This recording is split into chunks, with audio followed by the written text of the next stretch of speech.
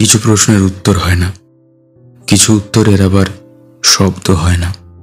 কিছু অন্যায়ের প্রতিশোধ নিতে হয় না।